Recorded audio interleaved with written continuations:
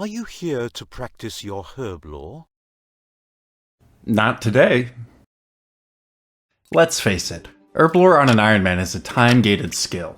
The base XP rates for making potions are bad, so any time spent farming your seeds, collecting herbs from monsters, is extra time spent towards an activity that isn't gonna net you a lot of XP in the first place. The XP rates really pick up once you get around the level to make overloads. All the higher level potions requiring secondaries from Ranch Out of Time have massive XP drops. We obviously have to get there first, and the best way to train Herblore until then is to not train Herblore. There's three main sources of free Herblore XP I'll be taking advantage of. The Jack of Trades aura, which grants you an XP book once you gain experience in at least 10 skills. I typically do 20.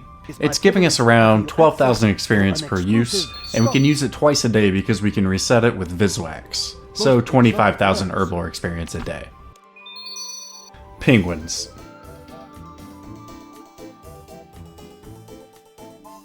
Hunting these is a weekly activity, and thanks to World 60 pings, is a breeze.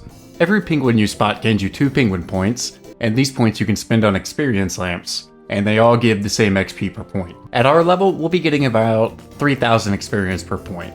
We'll be conservative and only assume 20 points a week, so about 60,000 experience. However, this is a weekly, so we can reset it whenever we get the tokens, so this number could double depending on the week. Quests. We already have 325,000 experience waiting for us at level 75, since we completed Lord of Vampirium and the World Wakes. And our trek to 80 would be solved nearly immediately if I just completed While Gothic Sleeps, since it gives 400,000 experience. But truthfully, I'd rather stick to one serious quest series at a time for now. Since we're time-gated, Herblore has been relegated to the background, so let's do some spring cleaning. There's a few things I've been wanting to finish, but I just haven't found the time.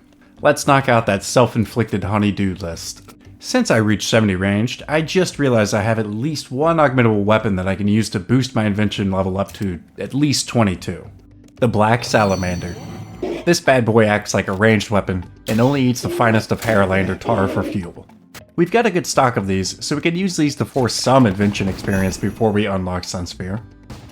And the reason why I want at least 22 invention is for the tool gizmos. Since levels are going up, the experience needed between levels is going up, and we're gonna need all the help that we can get. I can make the Hammertron for smithing, with perks like Rapid and Tinker. I can make the Rodomatic, with perks like Owned and Furnace. Augmented tools are also a good way to level invention, since they can be disassembled in the same way that weapons and armor can. They also don't need an augmenter, which is just nice. We unlock augmented armor at level 16, so we can throw a scavenging on our arms robe top. Wait, I have something here for you.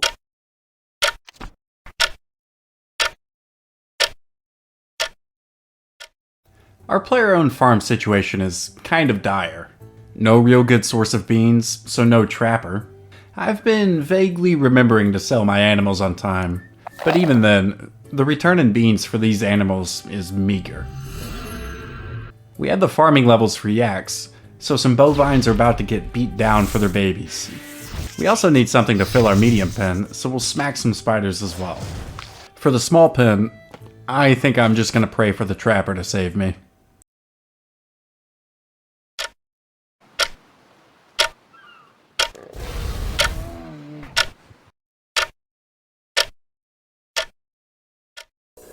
We also need to unlock Devotion from one of the Bandos mobs in God Wars Dungeon 1. Devotion is a great defensive ability. It increases the damage reduction for overheads from 50% to 100% for 9.6 seconds, with a chance to extend its duration by killing enemies. We still haven't gotten either Devotion or Sacrifice here, so let's just go ahead and move spots.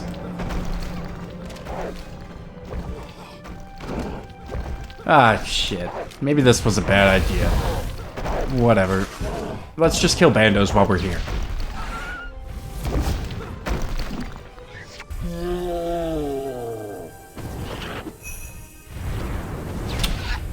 Naturally. At least it's cute? Devotion obtained. And sacrifice obtained as well. Sacrifice is a constitution ability that heals you for a percentage of the damage you deal to a target.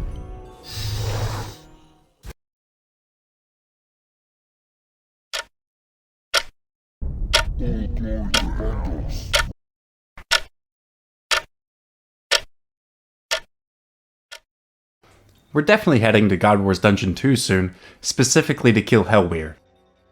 We want his weapons and crests. The weapons are very strong for our level, with tier 80 damage and tier 90 accuracy. That'll be a bump of 2 tiers of damage over the Sun Spear, which isn't much, but the real strength is the extra 12 tiers of accuracy. For example, everything else the same, the Wand and the Orb have a plus 7% accuracy over the Sun Spear.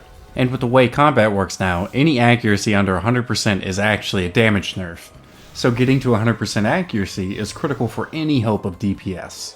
And you may or may not have noticed, but we have not been hitting that 100% accuracy mark very often. Since we're headed to Herblore, let's go ahead and work on our Heart of Gielinor reputation. All the bosses drop their uniques initially at a rate of 1 in 512, but that can be massaged on down to 1 in 256 by maxing out their respective reputation. It also unlocks the usage of their components in Invention, and halves the KC required to enter the arena. You can gain reputation a few ways: by doing bounties assigned to you by the faction leaders in the heart, by buying anima crystals from the merchant, and by handing in seals from the boss you just killed to any other faction head. We'll go ahead and do Tales of the God Wars, a mini quest, for a free anima crystal to use to gain 500 reputation for Herblore, and a nice little 30,000 experience prayer lamp. And also do these bounties as often as I remember.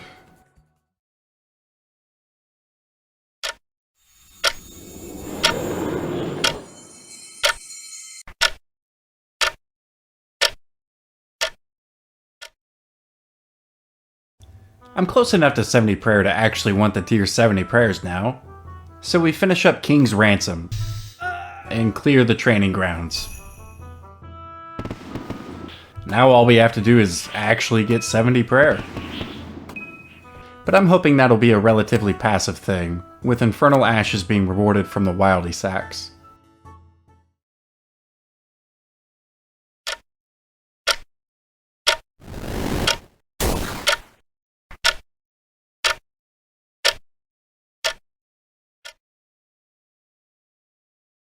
I've been fishing, so I've been cooking.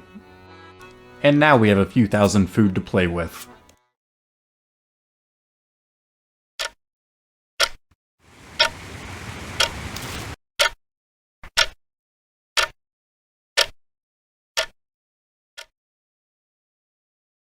There's only one reason to do Broken Home: to gain the Asylum's Surgeon Ring. Initially, it's unlocked upon completion as the Asylum's Doctor's Ring.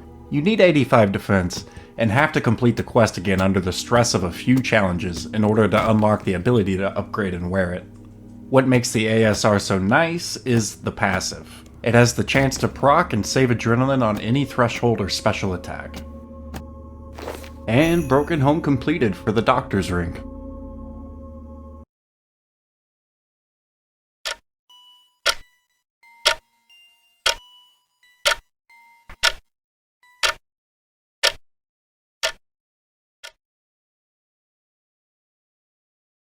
With all the teleports the game has to offer, missing fairy rings isn't as big of a hindrance as it used to be.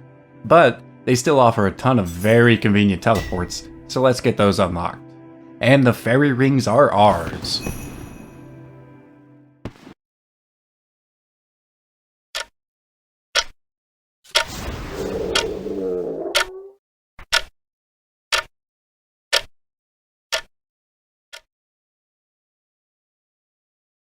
I forgot bones were a thing, and we have enough bones in combination with the Infernal Ashes to clear level 70 prayer.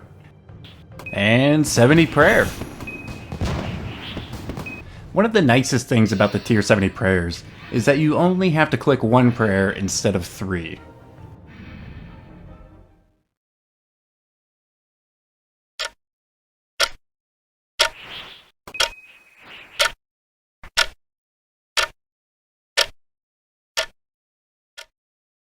There's 2 items I carry everywhere I PVM.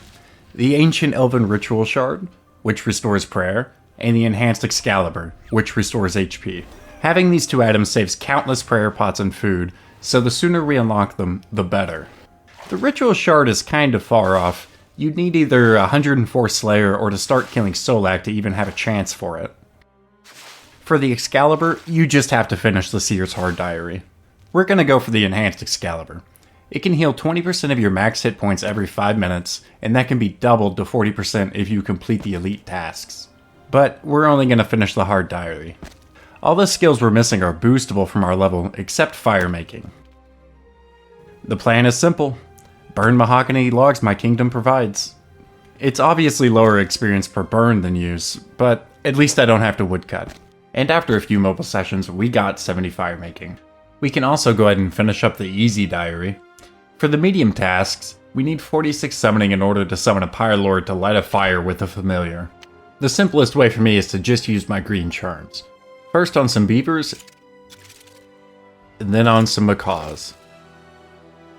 And 46 summoning done. Let's go ahead and knock out the medium tasks.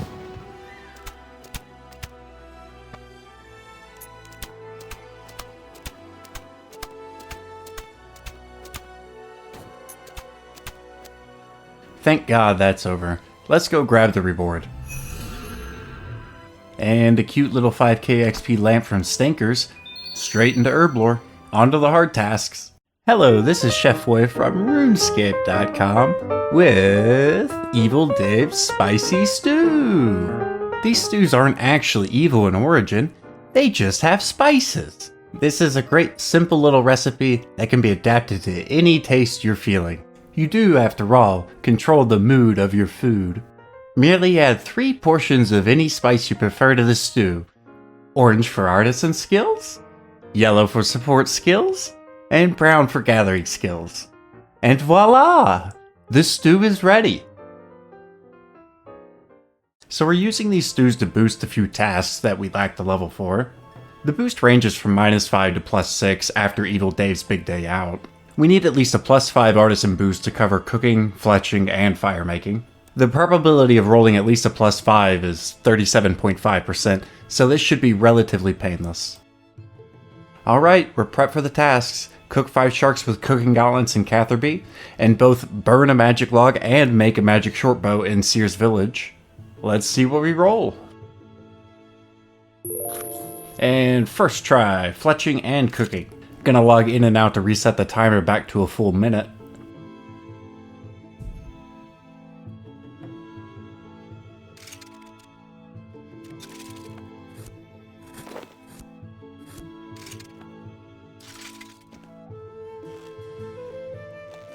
Wait, what?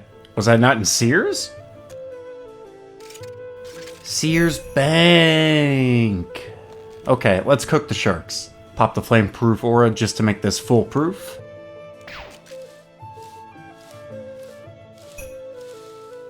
And nice. Now we just need to burn a magic log. And 2 attempts later.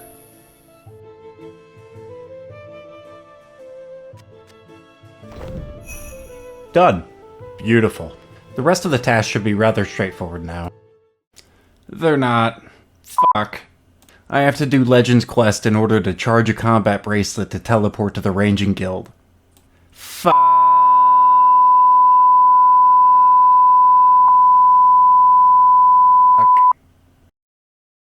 So I guess we're doing Heroes and Legends Quest now. At least these quests are actually pretty quick. And Heroes Quest done. On to another quest we've all done a million times. Legends Quest is over. Hey, we got a Grandpa Doppelganger now. Kind of. Okay, back to the actual task at hand. Use the fairy ring in McGruber's Woods. Use the teleport we just worked so hard for. Piety party in the courthouse. Make 5 water orbs. And grapple across the island. And finally, fish 5 sharks in Catherby. I just made a few fishing potions to boost for this. And done. We're finally done. This was supposed to be a quick little adventure and it turned into this. Let's go collect the reward. And ask the lady to enhance our Excalibur. Sweet.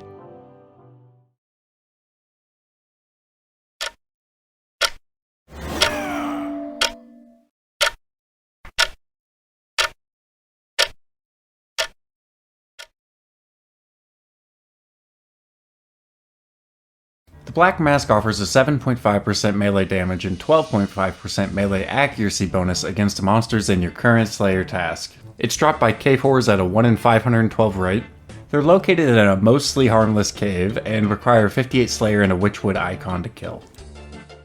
These guys are relative pushovers, so they're easy to just camp. However, there are unspeakable horrors which are a bit beefier, and they drop Scare Tactics, an ability book that unlocks the Shock, Horror, Demoralize, and Rout abilities. They're basic and threshold versions of a stun that also knocks back your target if its size is only 1 by 1. They're pretty niche, but still fun to have, so I'll be running between Cave Horrors and Unspeakable Horrors when my aggro timer runs out. And Scare Tactics number 1 acquired. Well, that'll be a nice Christmas gift for somebody. And the Black Mask is obtained. Not too long of a grind, maybe a few hours.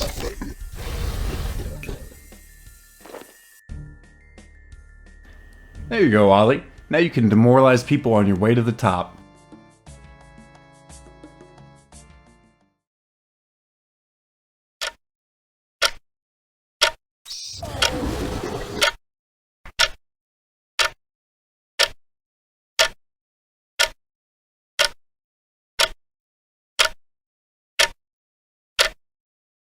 We may still only be at 74 Herblore, but that's about to change. You may recognize this man, always the constant source for Herblore XP, but today, he's only the catalyst. It is my privilege to offer you access.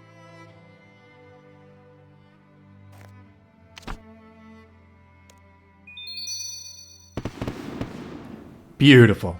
Let's go get that XP that's been waiting on us. World Wakes for 100k.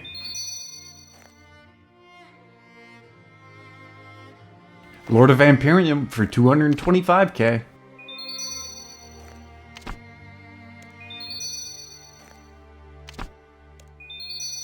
We're still only at 77, but we do have 99 penguin points to spend.